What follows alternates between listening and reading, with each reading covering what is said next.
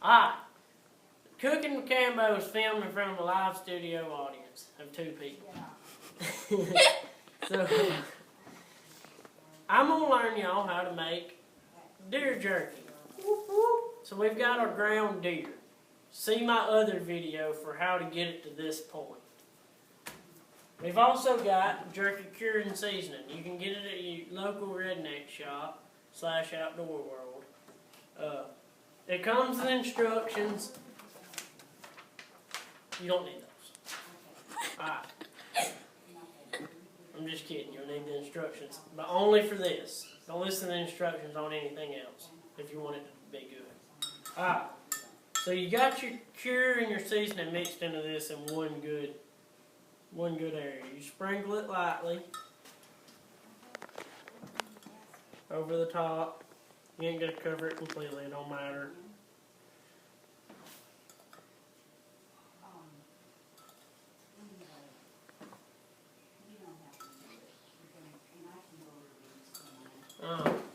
Take you some water, good cold ice water, and just sprinkle it on there too.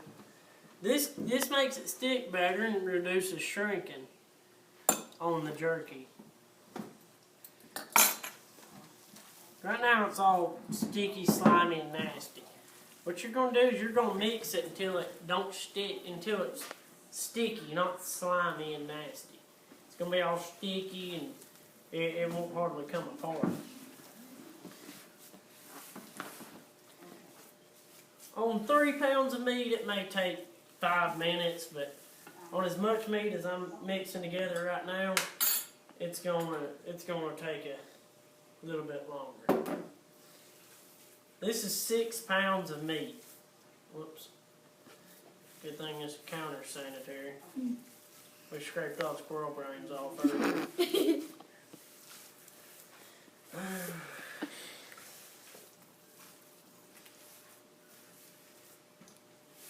It bothers me that not everybody in America can do deer jerky anymore.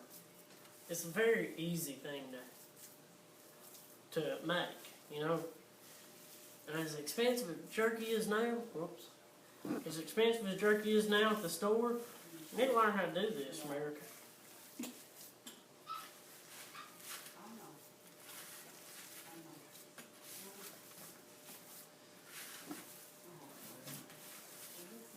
Mend it together. Play some music in the background. Dun, dun, dun. A little bit of Yellow Wolf.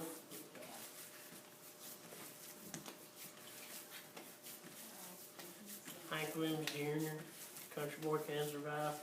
Alright, you can see now it's kind of starting to stick together a little bit better. That means you're finally close to that point. I always like to go just a little bit further with it than just getting it to stick together. And the reason why is you may get a piece of jerky that tastes just outrageous. You may get a piece that's too strong. You may get a piece that tastes like raw damn deer meat with no seasoning. And you don't want that. You want good quality shit like I cook. There was a time when I processed 18 to 20 deers a week for my friends. And out of every deer I processed, I got a quarter of it. So my freezer stayed full of deer meat. I didn't hardly ever go hunting. If I went hunting, it was for fun.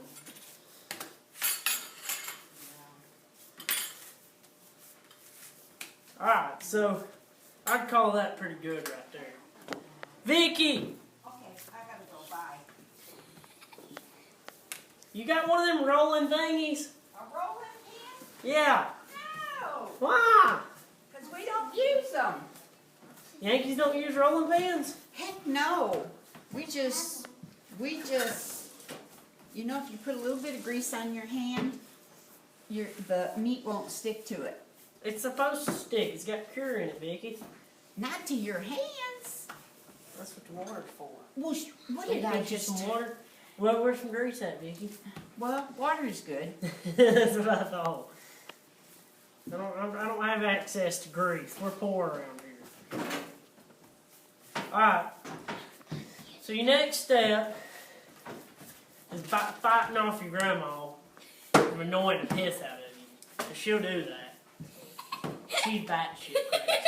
When I say batshit crazy, I'm not talking about funny crazy. I'm talking about... Would you like to see me whip them? Yeah. I can do it. I carry Alright. wooden spoons. So our show is maxed out. God dang it, Vicky. Get the hell out of here. Go back in there and watch the news like a good old lady. You want a report? Yeah, what's going on in the world? Nothing much. Everybody's still effed up. Good and flat. The flatter the better. Alright? Do you want another pan? And your depth is gonna shrink a little bit when you put it in the oven when it comes out. So keep that in mind. If you've got it a 1/2 inch thick, it's gonna come out, you know, a good 3/8. You want it as flat as possible. Try not to put all these little cracks in it like this. I don't know if you can see the cracks good, but you don't want all them little holes in it. You just kind of mend it together till it's good and flat. Alright, so there it is. This is pretty much it. Next step is, because your hands are going to be sticky as shit, wash them. Just rinse them off. Alright, then you're going to take your handy dandy, not louder,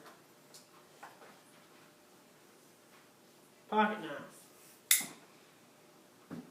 You're just going to cut you some slits down through here. You know what's easier than a pocket knife though?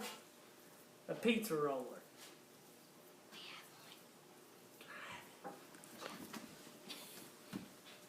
I bet Vicky's got one. But since I called her old, she's probably not going to give it. I'm just kidding. She knows she's old. It's not a secret. Alright. Run you some slit down through there at the thickness that you want.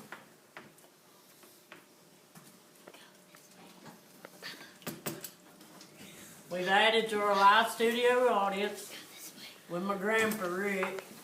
What the hell are you doing? Oh God. And my mother Rebecca. I almost called you Vicky, Rebecca. How does that make you feel? Huh? You want me to put it on? I'm sure, go for it. Play that funky music, white girl. Yeah. There's. It might take a little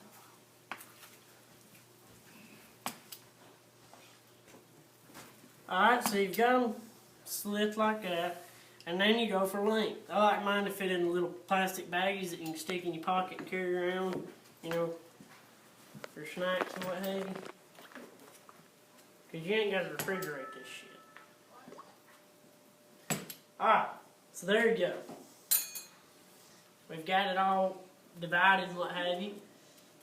Before you started your dividing process, you should have preset your oven at 200 degrees.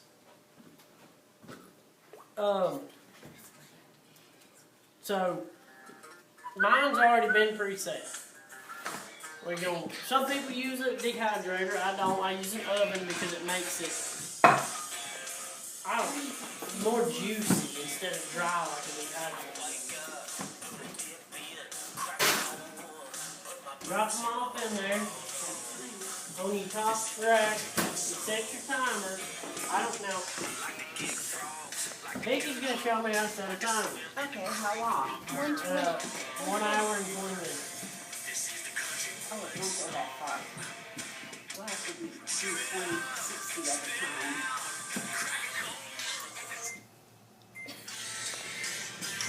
She doesn't know how to set a timer either. These newfangled microwaves, they're confused. And we ain't got a timer on our oven apparently, even though it says timer right there. So there we go. Now we wait, and after an hour and 20 minutes, you flip it. Flip your jerky, not the whole rack, just the jerky. It should be good and stuck together, kind of like a pizza. And you'll flip it over another hour and 20 minutes, and when you pop it out, you're good to eat it. Carry it around, take it to concert with you. It's good. It's gonna be good shit.